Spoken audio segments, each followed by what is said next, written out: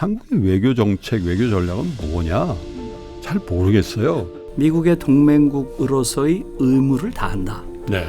이런 정도의 외교 전략을 가지고 있다는 것은 정말로 어처구니 없는 것이죠. 지금 이스라엘, 이란 간의 군사적인 분쟁 상황 속에서 지금 트럼프 대통령이 하는 판단, 그 판단이 전적으로 옳을까요?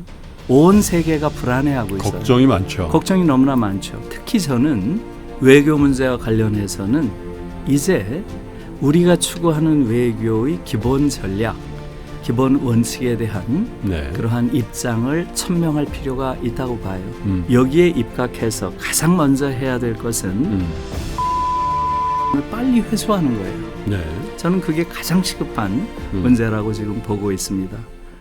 네, 3프로TV 시청자 여러분, 3프로TV가 요즘 우리 사회에 굉장히 중요한 이슈들 또 이분의 말씀을 좀 들어봤으면 좋겠다 하는 분들을 여러분들의 요청에 의해서 모셔서 깊이 있는 얘기를 나눠보는 새로운 코너죠. 더 피플의 최다 출연자십니다. 시간이 많으셔서 최다 출연자는 아니시고요. 여러분들의 성원이 워낙 크셔서 제가 부지런히 모시는 분입니다. 중앙대학교의 김누리 교수님 모시고 이제 한 3주여간 가까이 돼가나요?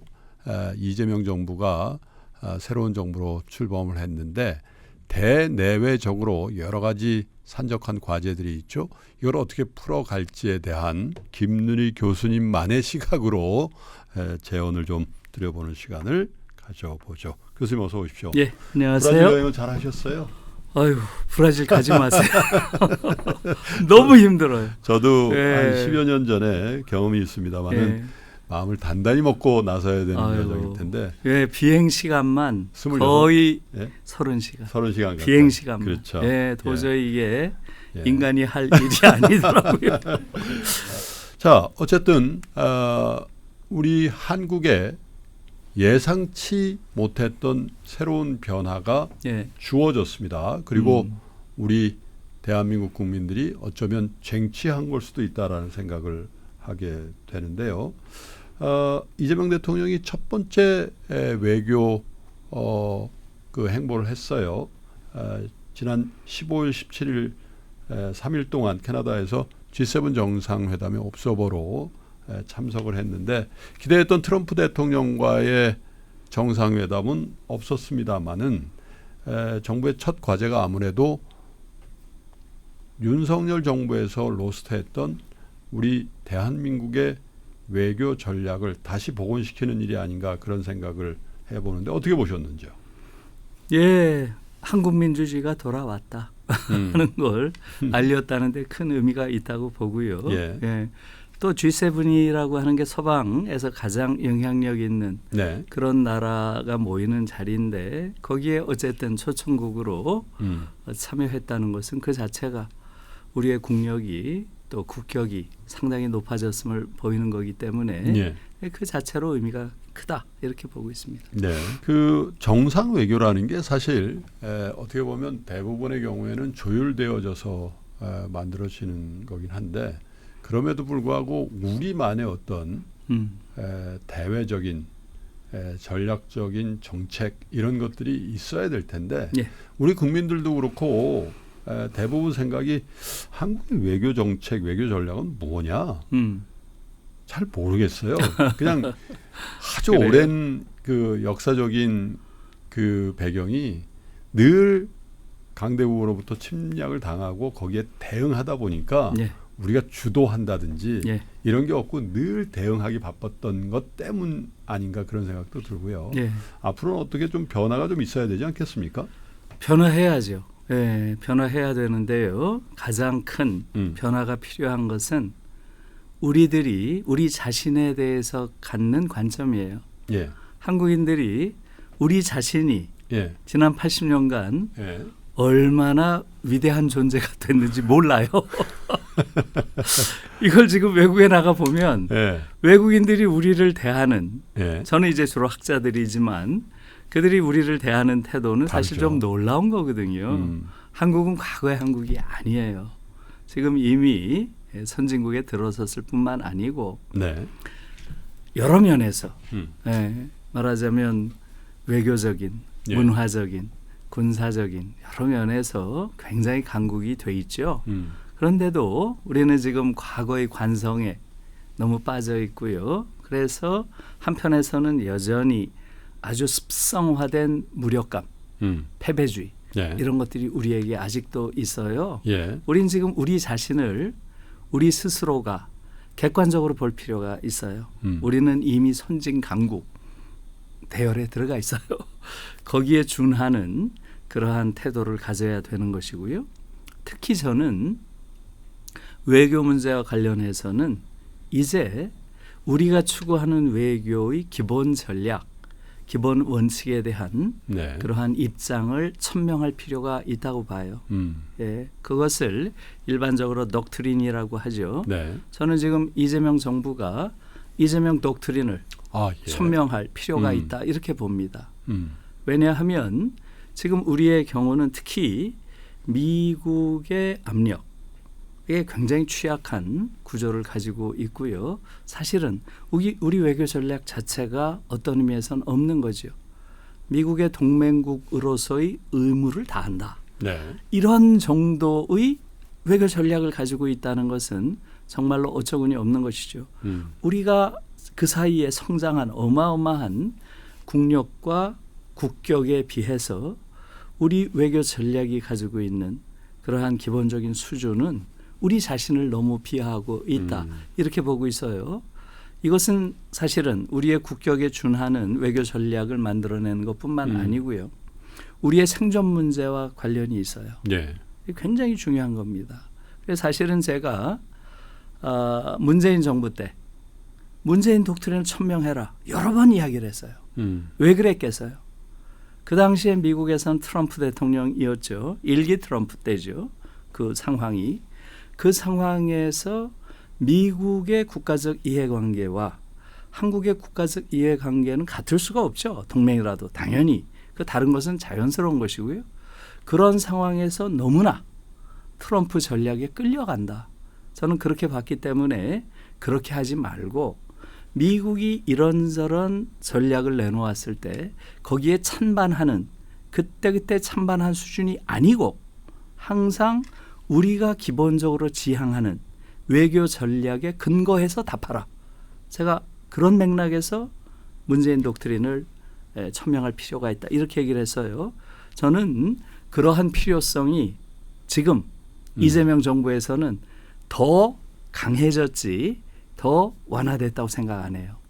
지금 전 세계가 굉장히 위험한 상황으로 가고 있기 때문에 우리가 한편으로는 미국과의 동맹을 보다 강화할 필요가 있고요. 그러면서 동시에 우리의 자주적인 입장을 분명히 할 필요가 있다는 거죠. 그래서 그런 맥락에서 첫째, 다시 요약을 하면 우리의 국격에 맞는 자주적이고 독립적인 외교 정책이 필요하다. 두 번째는 지금 평화를 위협받는 그러한 시대 정신 속에서 우리의 외교 정책은 우리의 생존을 위해서도 굉장히 중요한 것이다. 이 두 가지 면에서 독트린이 필요하다. 저는 그렇게 보고 있어요. 독트린이라는 용어를 들으니까요. 독트린은 뭐 미국이나 혹은 예전 냉전 시대 소련의 지도자들이 하는 일이지. 그래요. 저마저도 그런 생각이 그랬어요? 생경하게 드니까 그래요. 사실 대한민국을 선진 강국이라고 생각하지 않는 나라 국민들은 대한민국 국민밖에 없다는 자조적인 얘기를 해요. 맞습니다. 하물며 어떤 그 유명한 분들은 공공연하게 대한민국 아직 약소국이라는 표현까지 한단 말이죠. 굉장히 시대착오적이죠. 시대착오적이죠. 그래서 그 시대착오가 사실은 어떤 오해를 낳고 그 오해에 근거해서 외교 정책을 수립하다 보면 당연한 우리의 권리도 내주게 되거니와 그렇죠. 또 상대방도 되게 어색해하는 경우들을 비즈니스 관점에서나 사실 국가적인 관점에서도 경험하게 되는데 자 그러면 언필칭 이재명 독트린 어떤 내용을 포함해야 된다고? 뭐 보시죠? 복잡한 걸 예. 포함할 필요가 없어요. 예. 가장 상식적인 누구나 따라야 할 그 예. 정도의 독트린을 설명하면 됩니다. 예. 그래서 저는 대체로 그 당시에 문재인 독트린을 표명하라 했을 때 그 독트린의 내용도 제가 생각하는 그러한 것을 써서 제안한 적이 있어요. 예. 뭐 대단한 게 아니죠. 대체로 이런 겁니다. 근대 국가의 기본 이념인 예. 민족 자결주의, 국민 주권주의에 입각해서 한반도의 평화와 공동 번영을 추구한다. 네. 예, 그게 이제 우리의 기본 입장이라는 거예요. 이게 이제 첫 번째고요.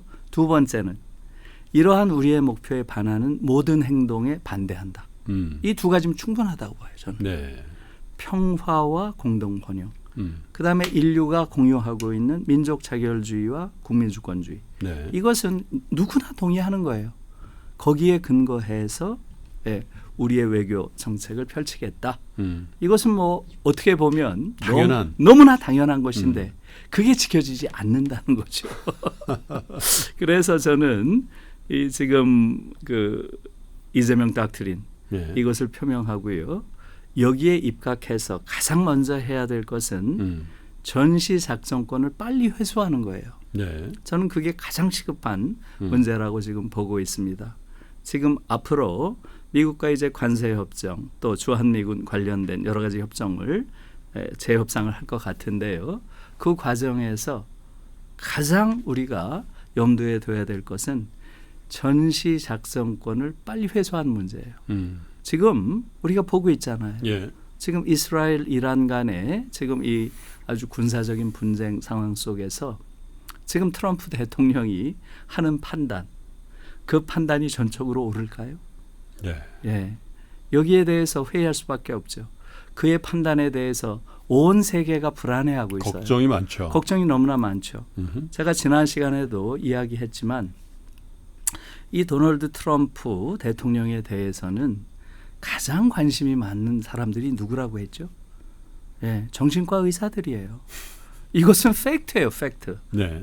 그래서 트럼프 일기 때 정신과 의사들이 쓴 도널드 트럼프라는 위험한 사례, The Dangerous Case of Donald Trump. 이 책이 베스트셀러였어요. 이 책을 읽어보면 그 결론은 분명합니다. 네. 정신의학적 관점에서 봤을 때 정신이 온전치 않다는 거죠.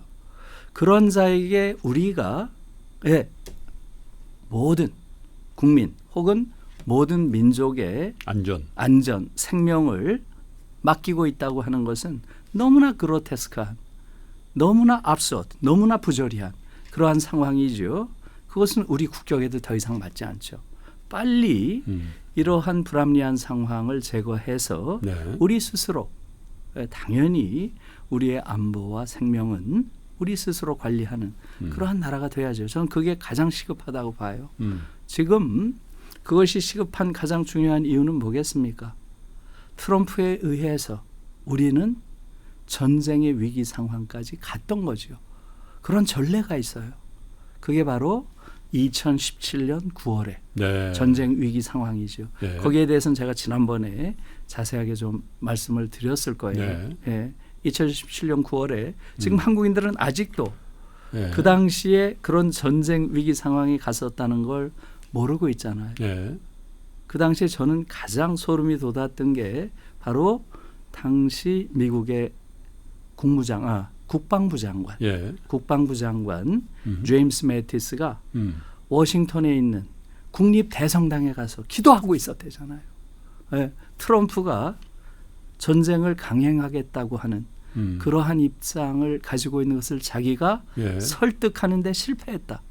내가 할 수 있는 것은 기도밖에 없다. 이러고 가서 기도하고 앉아 있었대잖아요. 너무너무 끔찍한 상황이에요. Fury and Fire라는 그 당시에 그런 맞습니다. 말하자면 그 분노와 화염이라는 말로 그 당시에 트럼프가 했던 국제 외교의 얘기죠. 그러한 상황들 그것을 지금 한국 국민들은 아직도 몰라요. 대부분이. 그 당시 상황에 대해서 주한미군 사령관, 한미연합 사령관도 겸직하고 있었죠. 빈센트 브룩스가 예. 2017년 9월 상황을 뭐라고 얘기하고 있어요? 모든 공격 옵션에 대한 검토가 끝난 상태였다. 최종적인 명령만 기다리고 있었다. 네. 전쟁에 거의 가까이 가 있었다. 이렇게 증언하고 있어요. 그 정도로 심각한 상황이 한반도에 있었는데 지금 한국인들은 아직도 이걸 몰라요.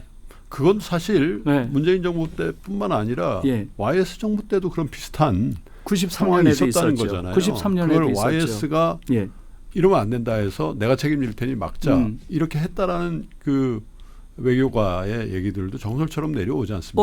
예전에 지미 카터. 네. 지미 카터 전 대통령이었죠. 그 당시에. 네. 지미 카터 전 대통령이 평양을 방문해서 그렇죠.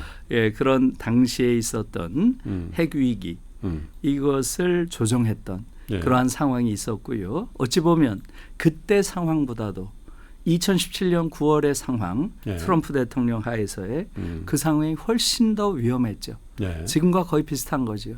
예. 나는 1초 전에 결정한다. 그러잖아요. 그러니까. 1초 전에 결정한다. 예. 그런 말이 뭐예요? 예, 이런 군사력을 협상의 수단으로 쓰는 비열한 일이죠. 비열한 일. 그게 지금 한국에서 벌어지지 말라고 누가 장담할 수 있어요. 그런 상황이기 때문에 지금 우리로서는 가장 중요한 것이 그러고 보면요, 교수님. 예. 3년 전 언젠가부터 지구촌에 큰 전쟁들이 나오고 있는데 그렇죠. 그게 러시아 우크라이나 전쟁. 맞습니다. 이게 지금까지도 전쟁이 계속되고 있잖아요. 그렇죠. 그때만 하더라도 한 달 못 간다 그랬는데 맞습니다. 지금 3년이 됐고 예. 그다음에 가자 지구의 전쟁도 그건 그냥 예. 전쟁이 아니라고까지 얘기했는데 그렇죠. 뭐 전쟁의 여파가 아직도 계속되고 그렇네요. 있고 지금도 그다음에 계속되고 있죠. 이스라엘과 이란. 네. 그러고 보면 커다란 전쟁이 자꾸만 동쪽으로 오고 있다는 아주 불길한 생각을 맞습니다. 하게 돼요. 맞습니다. 예. 네, 아주 예리한 관찰하신 것 같아요. 예. 그러니까 지금 전쟁이 유럽에서 예. 중동을 거쳐 아시아로 오고 아시아 있습니다. 쪽으로 오는 흐름입니다. 예. 이게 지금 너무나 위험한 거죠. 예. 물론 러시아 우크라이나 전쟁도 우리 경제나 우리의 외교에 굉장히 큰 영향을 줬고 그렇죠. 또 이스라엘과 그 이스라엘의 가자 지구의 이 전쟁도 그렇고 또 지금 진행되고 있는 이란과의 전쟁도 굉장히 큰 영향을 줍니다마는 예. 만약에 정말 그 연결된 연속성에서의 전쟁의 동진이 중국과 대만 이 양안 관계로 온다면 이건 전혀 다른 전쟁의 성격으로 예. 우리에게 영향을 그렇죠. 줄 거 아닙니까? 그렇기 때문에 예. 바로 그렇기 때문에 이재명 독트린이 필요하다는 거죠. 우리는 모든 걸 그 독트린에 근거해서 판단하겠다는 거죠. 과연 그것이 말하자면 예. 지금 대만의 유사 상황이 발생했을 때 지금 한반도에 있는 미군들은 어떤 역할을 가질까요? 최근에 트럼프 대통령 하에 국무장관, 새로 임명된 국무장관은 분명하게 이야기를 하고 있죠. 네. 미군의 역할이 달라질 것이다. 예? 말하자면 대만 사태에 현재 주둔하고 있는 미군이 파병될 수 있다는 이야기죠. 네. 그렇게 됐을 때 한반도는 여기에 휩쓸려가지 않을 수가 없는 그런 상황까지 갈 수 있는 거죠. 그럴 때 우리는 어떻게 할 것인가. 이런 문제가 제기됐을 때 그때 사안적으로 대응하는 게 아니라는 거죠. 우리는 이재명 독트린에 근거해서 이런 결정을 내린다. 이렇게 가면 되는 거예요. 자, 우리의 결정의 근거는 뭐예요? 그것이 과연 한반도 평화에 기여하는가? 그것이 과연 한반도 공동 번영에 기여하는가? 우리는 네. 그 관점에서 보겠다는 거예요. 그래서 이재명 독트린에 근거해서 우리는 그건 따를 수 없다. 이렇게 하자는 거죠. 그 독트린 전 그 기준이 있어야 된다는 거예요. 그래야 앞으로 닥칠 어마어마한 변화들 속에서 우리 외교가 갈 길이 분명한 것이고요. 그것이 우리가 평화를 지켜낼 수 있는 아주 기초적인 그러한 문건이 될 거라는 거죠. 근데 많은 분들은 또 걱정을 합니다. 지금 예. 뭐 국내적인 상황이 비상한 상황이고 예. 경제란 측면에서도 예. 또 새 정부가 이제 미국과의 어떤 관계를 형성할지에 대해서도 아직 정상들 간에 단 한 번도 조언한 적이 그렇죠. 예. 없다 보니까 과연 미국과의 관계가 어떻게 될 건지도 굉장히 유동적인 상황에서 예.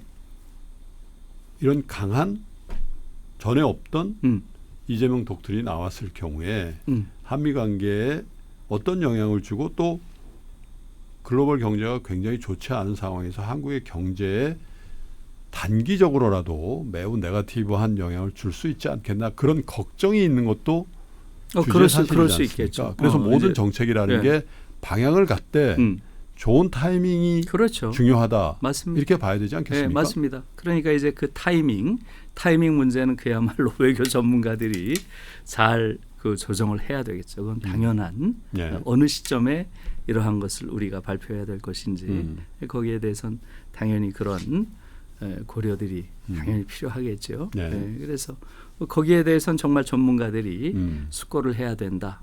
그러나 어쨌든 저는 분명한 것은 우리의 외교 원칙에 대한 천명이 필요하다. 네.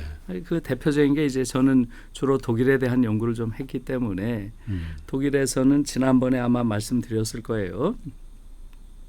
69년에 독일은 처음으로 20년 만에 정권 교체가 되고요. 당시에 빌리 브란트 총리가 자기가 총리가 되자마자 한 제1성이 그거였어요. 예. 나는 더 이상 패전국 독일의 총리가 아니다.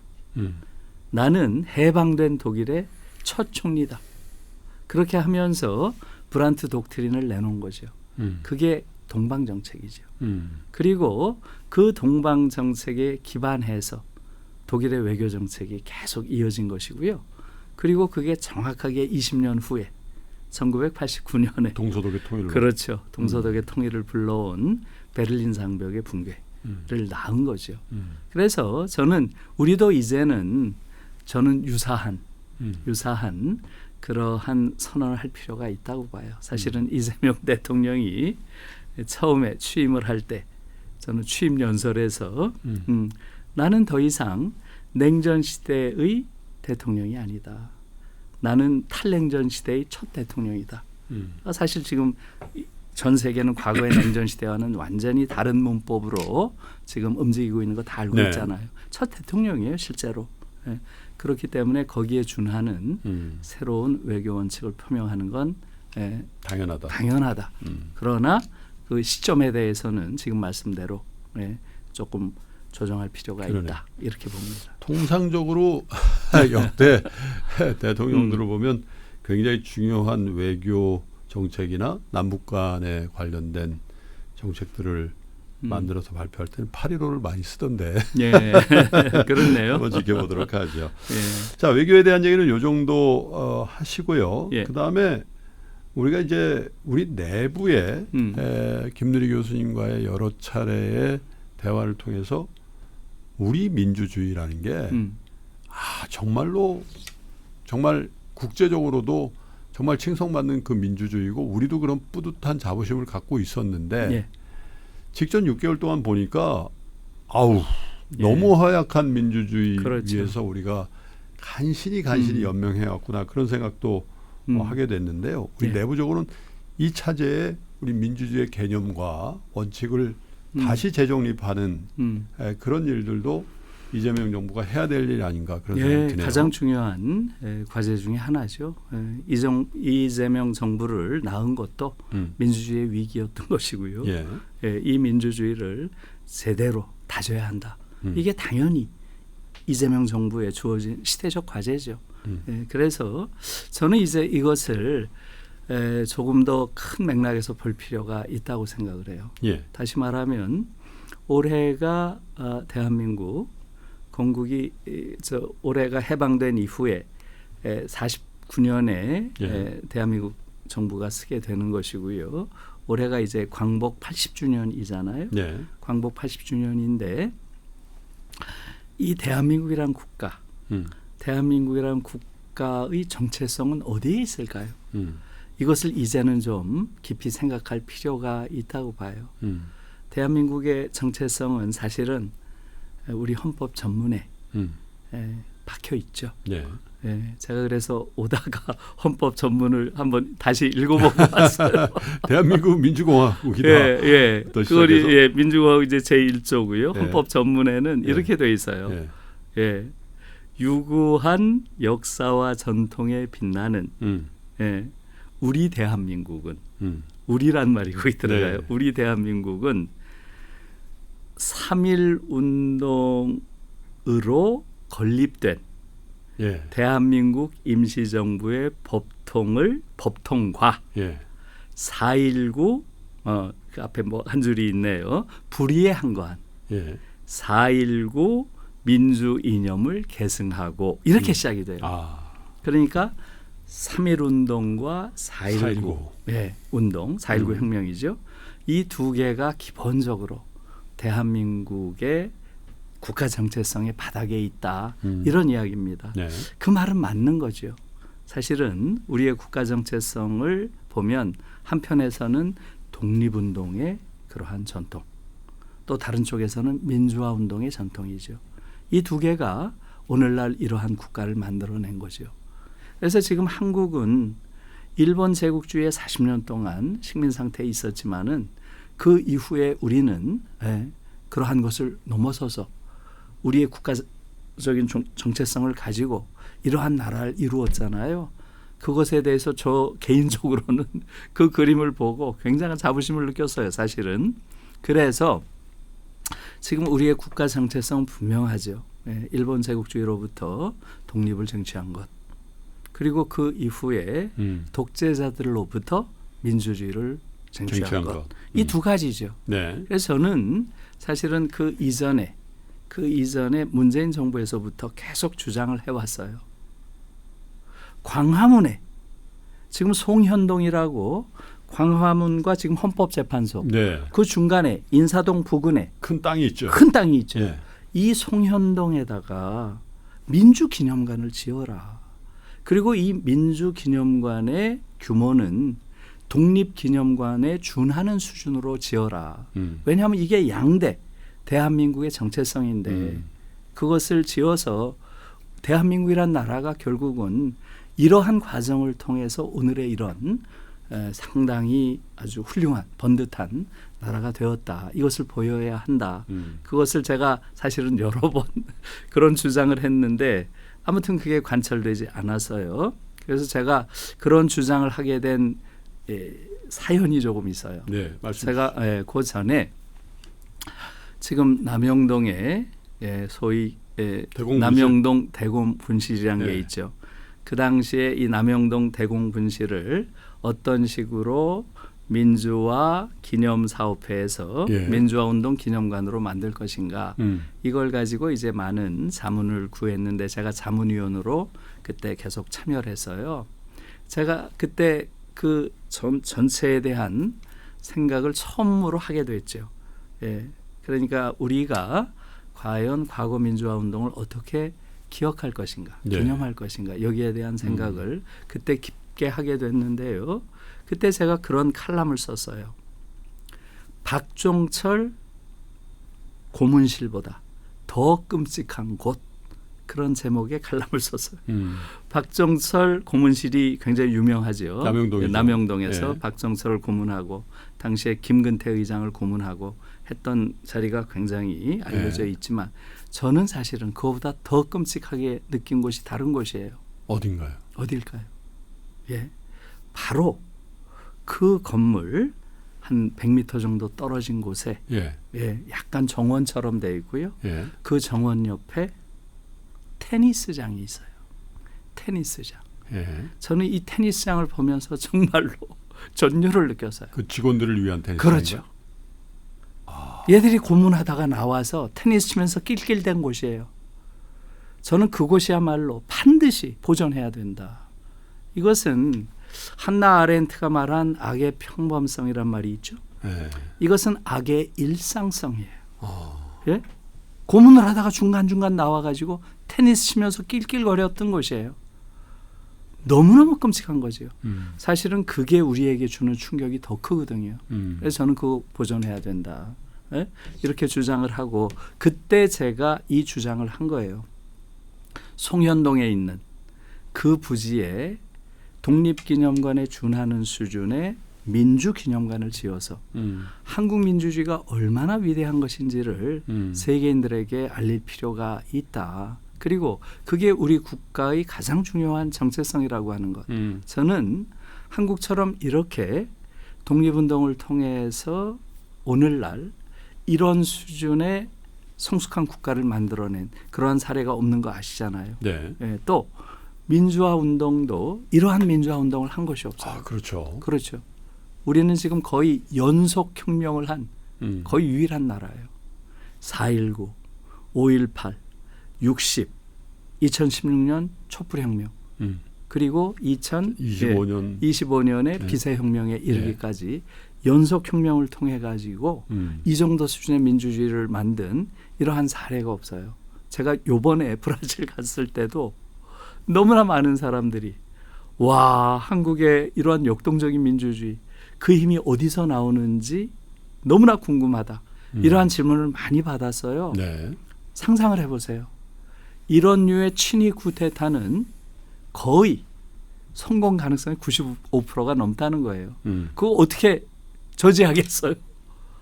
그런데 그 한 밤에 우리 국민들이 여의도로 몰려가서 장갑차 막아쓰고 국회 보좌관들이 그 국회 안에서 그 중무장한 군인들을 막아서고 하는 모습들을 이건 무슨 판타지 영화를 보는 것 같은 그런 느낌으로 봤다는 거예요. 또 대부분의 또 외국의 사람들은 동원된 우리 군인들은 소극적인 대응을 그렇죠. 맞습니다. 했고요. 맞습니다. 예. 그리고 우리 군인들 또한 사실은 제복 입은 민주 시민이었던 거죠. 제복 입은 민주 시민. 그러한 모습을 보였던 거예요. 명령을 완전히 거역하지는 않았지만 최대한 소극적으로 대응해서 그 부당성을 일종의 사보타주 방식으로 저항을 한 것이죠. 이것이 전 세계를 지금 감동시켰더라고요.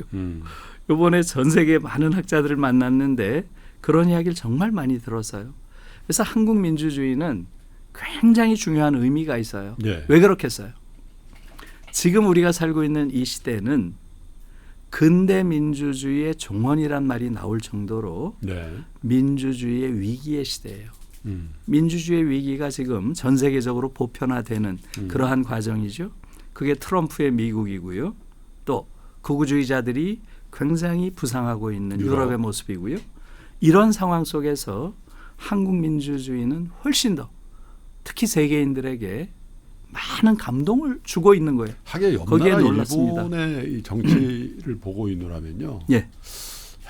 일본의 미래가 있을까 그런 맞습니다. 생각도 하게 되더군요. 요번에 갔을 때도요. 요번에도 도쿄대 교수들이 엄청나게 감동을 하고 있는 그러한 모습을 봤습니다. 그래서 한국 민주주의는 우리의 엄청난 자랑이에요. 그렇기 때문에 저는 이 송현동 부지에 바로 송현동 부지는 굉장한 의미가 있죠. 그렇죠. 바로 광화문에 있잖아요. 한국의 민주주의, 이 광화문 민주주의.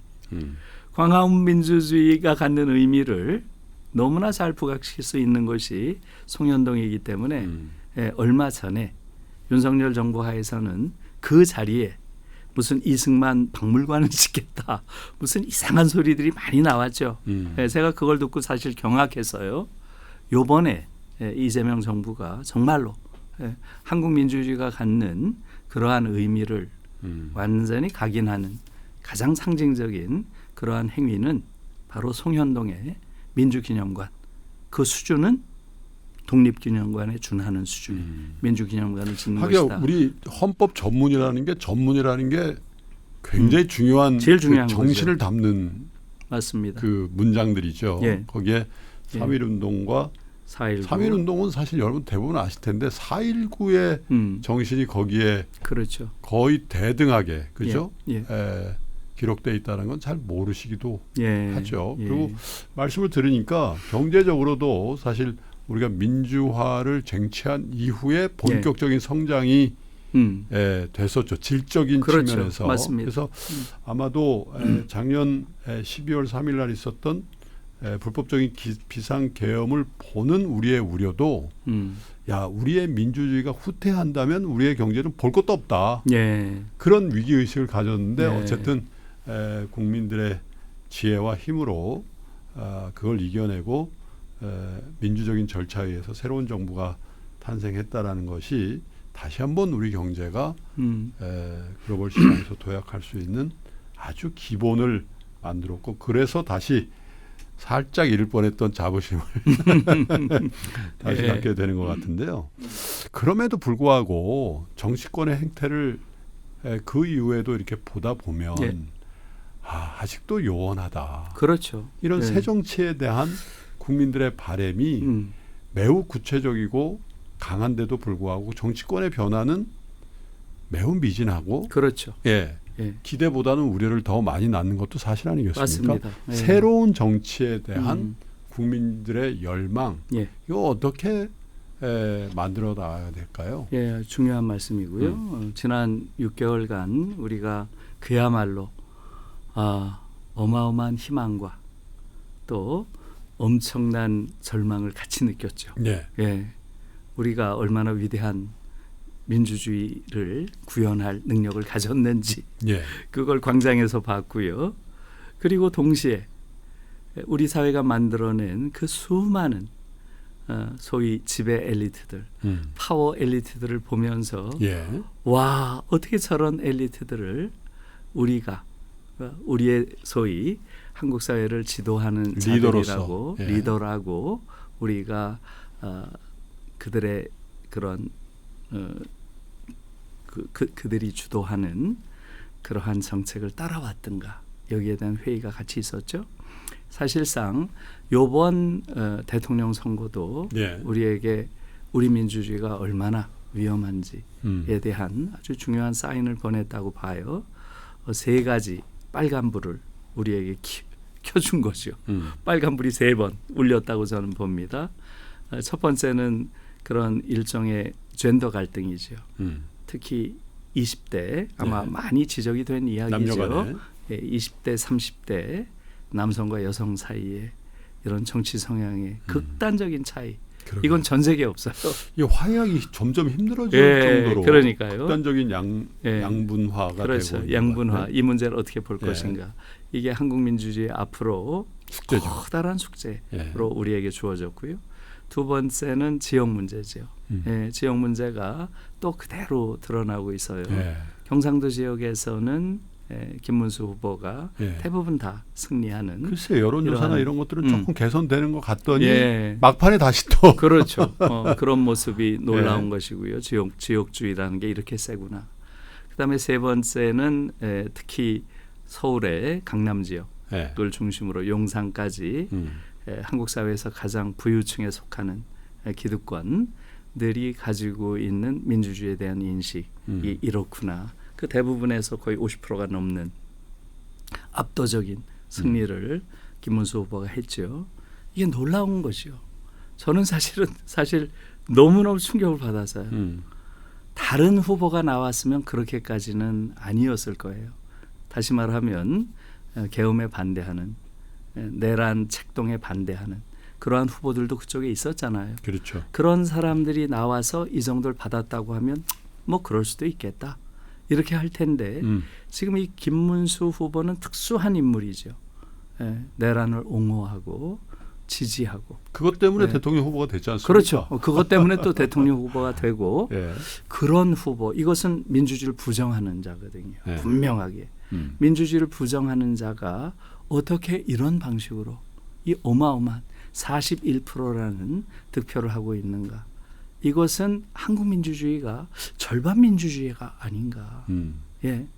게다가 한국 사회의 기득권들, 그들 대다수가 민주주의에 대해서 깊은 신념을 가지고 있지 못하다 하는 것을 지금 보여주고 있잖아요. 이것이 너무나 충격적인 거죠. 그래서 이 부분을 어떻게 바꿔낼 것인가 하는 부분에 이제 이재명 정부가 갖는 굉장히 중요한 시대적 과제라고 좀 보고 있는데요. 제일 중요한 건 뭐겠어요? 그중에서도 가장 결정적인 건 저는 지역의 문제라고 봐요. 이 지역주의 문제. 어떻게 이 지금 경상도 지역의 경우는 민주주의를 파괴하고 내란을 옹호하는 이러한 후보를 아무리 그래도 그렇지 지지할 수가 있을까? 이 부분은 아무리 생각을 해도 저는 사실 이해가 되질 않아요. 민주주의를 파괴하는 세력을 지지하고 옹호하는 정당이 선거에서 지더라도 최악의 경우라도 제1야당이 되는 이런 나라 민주주의 국가 아니죠. 이건 민주주의 국가 아니죠. 그게 어떻게 민주주의 국가일 수가 있어요. 민주주의에 대한 최소한의 합의를 하고 있는 그러한 토대 위에서 경쟁이 이루어지는 것이지 민주주의 자체를 부정하는 집단이 최소한 최악의 경우라도 제1야당이 되는 이런 나라가 과연 어떻게 민주주의 국가일 수가 있는가라는 근본적인 문제 제기를 저는 해야 된다고 봐요. 지금 그게 한국 민주주의의 가장 큰 문제인 거죠. 왜 이렇게 됐을까요? 그래서 지금 이 정부가 이재명 정부가 해야 될 가장 중요한 것은 이 근본적인 문제에 대한 치유책을 내놔야 돼요. 왜 이렇게 됐을까요? 예, 가장 중요한 것은 잘못된 선거제도 때문이죠. 선거제도. 지금 한국의 선거제도가 소선거구제. 예, 단순 소선거구제. 네. 이것은 1등 하나 뽑는 이러한 선거제도가 되어 있고요. 이러한 선거제도 하에서는 1등 이외의 모든 표들이 다 의미가 없어지는 거죠. 사표가 돼버리는 거죠. 그렇죠. 그런 상황 속에서 예, 민의가 왜곡되는 거죠. 대표성이 없어질 수 있다. 그렇죠. 예. 민의가 완전히 왜곡되는 거죠. 그래서 이 단순 소선거구제를 이제는 더 이상 하면 안 된다는 거예요. 예, 이것을 비례대표제 방식으로 바꿔야 되는 거죠. 내 표가 사표가 되지 않는 선거제도로 바꾸는 것. 이것을 지금 저는 이재명 정부가 의지만 있으면 할 수 있다고 봅니다. 의지만 있으면. 왜냐하면 지금 반대 정당, 지금 야당이죠. 예, 지금 국민의힘의 경우도 선거법 개정에는 관심이 있어요. 왜 그럴까요? 지금 단순 소선거구제로 가장 많은 이득을 보는 게 민주당이에요. 그건 뭐 여러 번 나왔죠. 그렇기 때문에 민주당이 자신의 정파적 이해를 예, 깨고 자기 희생적으로 한국 민주주의의 성숙을 위해서 이제는 보다 합리적인 네. 그러한 선거제도를 만드는 데 앞장서야 됩니다. 저는 그게 가장 중요하다고 지난번에도 개헌보다도 더 예. 시급한 게 예. 선거제도의 그렇죠. 혁신이다. 이렇게 맞습니다. 말씀하시죠. 예, 그래서 제가 한국 민주주의의 최대 적은 선거법이다. 제가 그렇게 그런 글을 쓴 적도 있는데요. 네. 예, 그래서 그것을 지금 이재명 정부가 이제 지금 한국 사회의 민의가 왜곡되는 특히 한국 민주주의가 가지고 있는 이 놀라운 위대한 측면에도 불구하고 한국 민주주의 내부에 이러한 터무니없는 그러한 취약성 그 원인을 알았으면 자기가 조금 희생을 하더라도 그 취약한 부분을 이제는 치유하는 그러한 노력을 해야 된다. 저는 그렇게 보고 있고요. 특히 이제 그러한 비례형 선거제도와 특히 지금 지역주의를 제대로 어느 정도 완화시키기 위해서는 중대선거구제 이건 오랫동안 많이 서로 연구되어 온 거죠. 근데 중대선거구제로 바꾸면 예를 들면 호남에서 국힘당이나 그렇죠. 영남에서 예. 그 지금 민주당의 예. 국회의원이 예. 상당수가 나올 거라고 보십니까? 어느 정도 나올 수 있는 거죠. 어느 정도는 최소한 지금처럼 그야말로 완전히 일당 독재하는 이런 방식은 아니고요. 그래서 저는 단순 소선거구제를 비례대표제로 바꾸는 것. 그다음에 중대선거구제를 어떤 방식으로 좀 효율적으로 이런 지역주의를 완화하는 방식으로 네. 개정하는 것. 이걸 통해서 이 지역주의를 잡지 않으면 한국 민주주의는 상시적으로 이런 파시스트들의 그런 위협에 노출될 수밖에 없어요. 그걸 이번에 우리가 배운 거죠. 예. 지속적으로 우리의 개혁의 마지막이자 가장 중요한 그리고 어쩌면 현상이 가장 후진적인 우리의 제도가 지금 현재 교육 시스템이라는 얘기를 예. 많이 하셨기 때문에 맞아요. 이 교육 문제에 대해서는 김대리 교수님과 한 시간을 조금 더 할애해서 예. 저희가 얘기를 좀 들어보도록 하겠습니다. 김대리 교수님이 새로운 정부에게 바란다는 제언을 한 시간에 걸쳐서 대외 정책에 관련된 것 그리고 우리 민주주의에 관련된 얘기를 해주셨습니다만 잠깐 쉬었다가 2부에서 우리 교육 문제, 사교육 공화국이라고 일컬어지는 오명을 갖고 있는 우리 대한민국의 교육 시스템의 개혁에 대한 얘기를 조금 더 나눠보도록 하겠습니다. 잠시 후에 여러분 다시 뵙겠습니다.